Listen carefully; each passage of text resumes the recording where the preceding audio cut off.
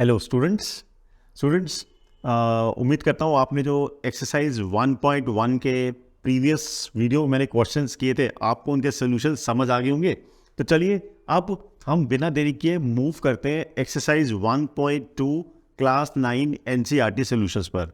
वहाँ पर जाने से पहले फ्रेंड्स बता दूँ आपको उनको सॉल्व करने से पहले कि भाई इस चैनल को सब्सक्राइब करो अब तक अगर आप नए हो चैनल पे आए हो, और अपने दोस्तों के साथ शेयर करो इस वीडियो को और हमारे चैनल के लिंक को भी सब्सक्राइब करो ज़्यादा से ज़्यादा ताकि मैक्सिमम स्टूडेंट्स का बेनिफिट हो सके इस चैनल को देखने से, इस चैनल के वीडियोस को देखने से।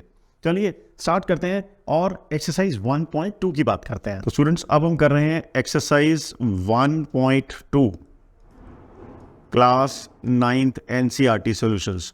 तो मैं आ चुका हूँ अपने पहले क्वेश्चन पे। फ्रेंड्स एक मैं आपको दोस्तों ज़रूर कहूँगा कि जो लास्ट 1.1 का क्वेश्चन नंबर 4 मैंने किया था ना पिछले वीडियो में, उसको आप ज़रूर देखना। वहाँ पे मैंने थोड़े नंबर सिस्टम्स के बारे में आपको चीज़ें बताई थी कि कौन सा नंबर नेचुरल नंबर होता है, कौन सा रियल नंबर होता है। तो वो सब आप ज़रूर एक बार देख लेना ताकि आपको क्लैरिटी हो जाए। उससे आपको जो क्वेश्चन 1 अब हम करने वाले हैं उसमें हेल्प मिलेगी।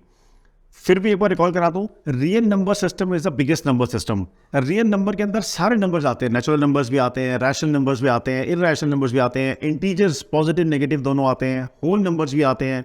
तो हर तरह के नंबर जो है रियल नंबर्स में आते हैं एक्सेप्ट इमेजिनरी नंबर जो कि नॉट डिफाइंड होते हैं, जो आप हायर स्टडीज में पढ़ेंगे। तो चलिए फर्स्ट क्वेश्चन की मैं बात करूं स्टूडेंट्स, तो फर्स्ट क्वेश्चन है state whether the following statements are true और फॉल्स, जस्टिफाई योर आंसर। तो समझने की कोशिश करते हैं, आप समझो और जस्टिफिकेशन खुद आप लिखना सो दैट ये स्पून फीडिंग ना लगे वीडियो आपको समझाने की मैं कोशिश करूंगा। तो पहला पार्ट है every irrational number is a real number.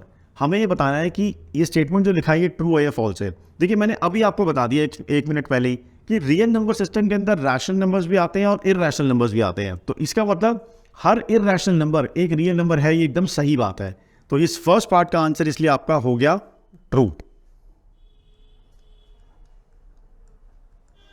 तो फर्स्ट पार्ट इज ट्रू। चलिए बात करते हैं सेकंड स्टेटमेंट की, every real number is an irrational number. अब ये स्टेटमेंट देखिए बड़ा इंपॉर्टेंट होने वाला है, that every real number is an irrational number. देखिए कैसे ट्रू हो सकता है। अगेन जो मैंने स्टार्टिंग में वीडियो को बता दिया वही मेन चीज हो गई।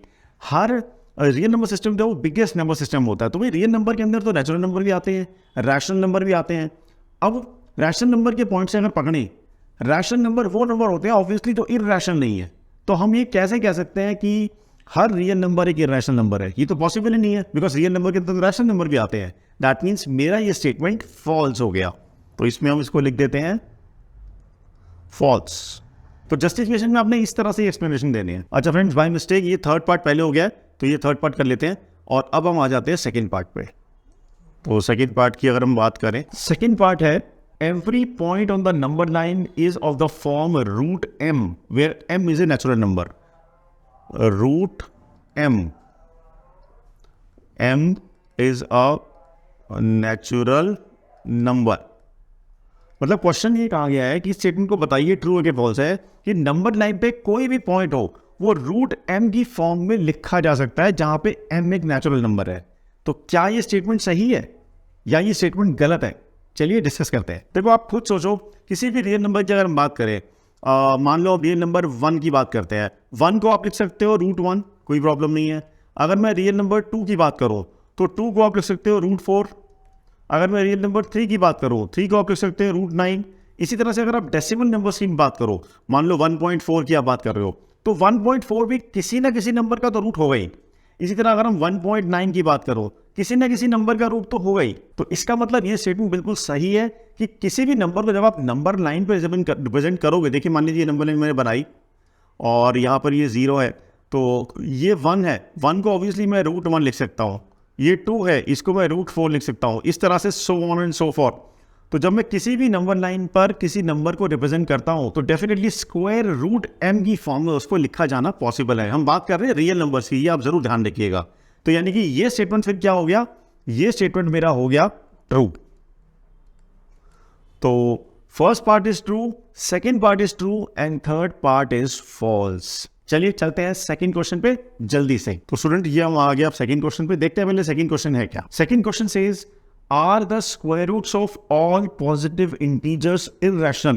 पहला पार्ट तो ये है कि भाई अगर आप पॉजिटिव इंटीजर्स के स्क्वायर रूट निकालो तो क्या वो स्क्वायर रूट सारे के सारे इररेशनल आते हैं? पहले तो ये बताना है। इफ नॉट अगर आपको लगता है कि ऐसा नहीं है, give an example of the square root of a number that is a rational number. तो स्टेटमेंट क्या है मैं समझा देता हूँ। हमसे पूछा जा रहा है कि बताइए कि क्या सारे पॉजिटिव इंटीजर्स के जो स्क्वायर रूट है वो इरेशनल होते हैं। अगर तो होते हैं तो बात खत्म, लेकिन अगर नहीं होते तो वो कह रहे हैं कि एग्जाम्पल दो जहाँ पे आप किसी पॉजिटिव इंटीजर का स्क्वायर रूट निकालो और वो रैशनल नंबर आ जाए, इरेशनल ना आए। तो चलिए पहले तो पहली स्टेटमेंट की बात करते हैं। देखिए पॉजिटिव इंटीजर्स कौन से होते हैं। पॉजिटिव इंटीजर आपके 1 हो गए, 2 हो गए, 3, 4, 5, these are all positive integers. तो अब हमसे क्वेश्चन में कहा गया था इनका हम स्क्वायर रूट निकालें। मान लो आप 4 का स्क्वायर रूट निकालो, ठीक है। 4 का जो स्क्वायर रूट है वो 2 आ गया। अब हमें मालूम है जहां तक 2 की बात है, 2 जो है ये एक रैशनल नंबर है। 2 is a rational number. Rational number कौन से होते हैं, जो इरैशनल नहीं होते। इसका मतलब मेरा गिवन स्टेटमेंट फॉल्स है। So given statement is false. मतलब क्या स्टेटमेंट फॉल्स हुआ, यही कि भाई सारे पॉजिटिव इंटीजर्स का स्क्वायर रूट इरैशनल होता है। ऐसा जरूरी नहीं है। अच्छा बहुत सारों का होता भी है। तो गिवन स्टेटमेंट फॉल्स भी आ गया और मैंने एग्जाम्पल के फॉर्म में √4 का एग्जाम्पल दे दिया। इसी तरह आप √9 का एग्जाम्पल दे लो। √9 की वैल्यू कितनी होती है, 3, वो भी एक रैशनल नंबर है। √16 4 रैशनल नंबर। तो इस तरह से आप इसको एक्सप्लेन कर सकते हो। चलिए क्वेश्चन नंबर 3 पे चलते हैं। 1.2 क्वेश्चन नंबर 3। स्टूडेंट समझ आ रहा है, अब तक मजा आ रहा है वीडियो देखने में तो लाइक तो कर दो यार, आपका लाइक बहुत इंपॉर्टेंट है। चलिए चलते हैं तीसरे क्वेश्चन की तरफ। अब तीसरा क्वेश्चन है show how √5 can be represented on the number line. अब ये भी क्वेश्चन अभी स्कूलों में टीचर्स जो है कई बार देना पसंद करते हैं, लेकिन कुछ स्कूल्स में क्या होता है क्योंकि 9th का देखो इंटरनल एग्जाम है तो कटवा भी देते हैं। तो आप देख लेना, अगर आपको करवाई तो करना वरना मत करना। अब यहाँ पर कहा जा रहा है बताओ नंबर लाइन बनाओ एक और उस पर √5 को जो है नंबर लाइन पर रिप्रेजेंट करो। तो मैं क्या करता हूँ, इसको बड़े अच्छे से मेरी खुद की लिखी बुक है वहाँ से सोल्यूशन मैं आपके सामने यहाँ लगा रहा हूँ। इस सोल्यूशन आपके सामने देखो प्रिंटेड फॉर्म में आ गया और मैं आपको समझाता हूँ कि किया कैसे है, ठीक है। तो आप फोकस करो जो सामने आपके आ रहा है। देखो आपके सामने एक नंबर लाइन बनी हुई है, बड़े क्लियरली पॉइंट ए आपको दिख रहा है उस पर और पॉइंट ओ दिख रहा है जो कि 0 है। We shall now show how to represent root from the number line. क्या करना है उसके लिए, सबसे पहले draw a number line L. सबसे पहले एक नंबर लाइन बना लेंगे और उस पर पॉइंट ओ मार्क कर देंगे, जैसे कि आप इस सोल्यूशन के फिगर में देख भी पा रहे होंगे। Let point A represent 2। हम मान लेते हैं कि जो पॉइंट ए है वो 2 है। अब आप खुद सोचो अगर मेरा पॉइंट ए जो है वो 2 है, देखिए ये मेरी नंबर लाइन है। नंबर लाइन पर मैंने एक पॉइंट मार्क किया है, यहां पे मान लीजिए मैंने ओ मार्क किया है, ये पॉइंट है मेरा ओ।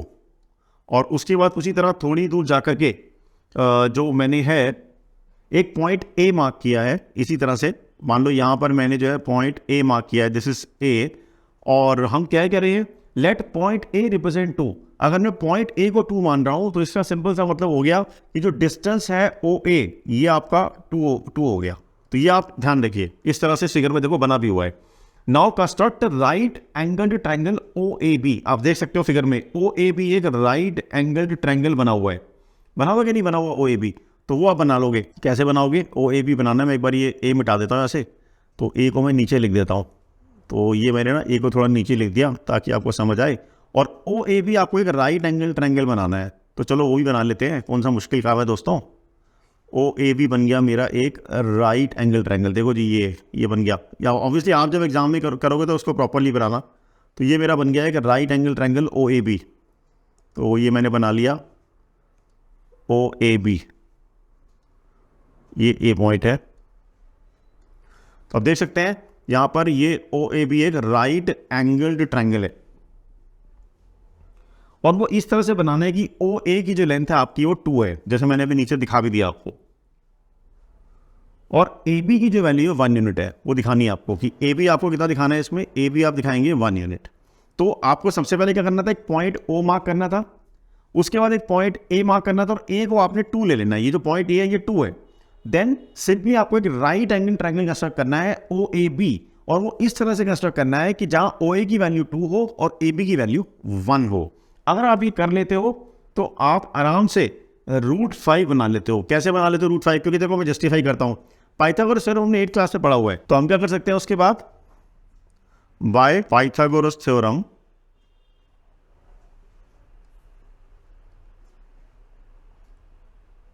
क्या होता है पाइथागोरस थ्योरम, वो होता है हाइपोटेन्यूज का square is equal to base square यानी O A square plus A B square, ये हो गया।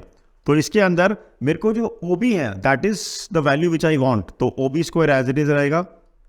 ओ ए स्क्वायर का मतलब हो गया 2 का स्क्वायर, क्योंकि आप देखो ओ ए को मैंने 2 ले लिया था, ए बी जो है वो 1 का स्क्वायर है। तो अगर आप इसे सॉल्व करोगे तो क्या आने वाला है, ये आएगा 4 + 1 दैट इज इक्वल टू 5। तो ओ बी स्क्वायर जो है 5 आ गया, इसका मतलब ओ बी जो है वो √5 आ गया। और जैसे मैंने कहा ओ बी जो है मेरे को निकालना था, तो अब ये मैंने वैल्यू तो निकाल दी ओ बी की √5। अब ये बनाओ कैसे, draw an arc with centre O and radius O B to cut the line at C. तो स्टूडेंट्स अब क्या करेंगे, आप एक आर्क ड्रॉ करेंगे जिसका सेंटर होगा ओ और रेडियस होगा ओ बी दैट इज √5, और वो आप बनाएंगे और उसको कट करेंगे नंबर लाइन पे एक पॉइंट पर जो कि सी होगा। आप फिगर में देख पा रहे हो, देखो सी पॉइंट बना हुआ है, तो वो जो पॉइंट सी हो गया आपका, वहां कट करोगे इसको, तो ओ सी एंड ओ बी जो है अल्टीमेटली आपकी √5 हो जाएंगे। और क्लियरली पॉइंट सी जो है that will represent the irrational number √5। I hope आपको समझ आया होगा कि √5 कैसे ड्रॉ करना है, कैसे नंबर लाइन पे कंस्ट्रक्ट करना है। और जैसे मैंने कहा, अगर आपके सिलेबस में नहीं हो, स्कूल में देख लेना तो मत करना, अवॉइड कर देना, अगर कराए तो कर लेना, सिंपल। तो अगर मैं आपको बना के दिखाऊं ये किस तरह से बना है, तो देखो इस तरह से बनाया हुआ है। ये मेरा आर्क है, ये इस तरह से जो है ये मेरा आर्क बना हुआ है, और ये पॉइंट सी है। तो ये जो सी पॉइंट है इसी को फिर हमने जो है √5 बोला हुआ है। तो आई होप आपको ये समझ आया होगा। अब क्वेश्चन 4 की बात करें स्टूडेंट्स, इस एक्सरसाइज का तो वो आपको करने की जरूरत है, इसको अवॉइड कर सकते हो। क्लासरूम एक्टिविटी है, अगर क्लास में कराएं तो आप उसको कर सकते हो, नहीं तो ये 3 क्वेश्चन जो है आप अच्छे से प्रैक्टिस कर लो। और बस इतना ही करते हैं आज की वीडियो में। और अब अगली वीडियो को मेरे वेट करो। ये वीडियो थोड़ा छोटा था बिकॉज यहाँ पर ऑब्वियसली क्वेश्चन ही 3 थे करने के लिए। अब नेक्स्ट वीडियो जो होगा उसमें एक्सरसाइज 1.3 जो कि ऑल इंपॉर्टेंट 1.3 एक्सरसाइज है फ्रेंड्स, तो वो बड़ा इंपॉर्टेंट है। आप गलती से भी नेक्स्ट वीडियो मेरा मिस मत कर देना, और उसको जरूर देखना भाई। अब वो कैसे देखोगे, पता कैसे लगेगा मेरा वीडियो आने वाला है, सिंपल, आपको एक तो चैनल को सब्सक्राइब करना है, दूसरे बेल आइकन पक्का प्रेस करना है, क्योंकि जब आप बेल आइकन प्रेस करोगे आपको अपने आप नोटिफिकेशन आ जाएगा, ढूंढने की जरूरत नहीं पड़ेगी। तो वो वीडियो जरूर देखना, क्योंकि उसमें जो मैं क्वेश्चन कराने वाला हूं आपको एग्जाम में जरूर आए। Okay students, good day and bye bye.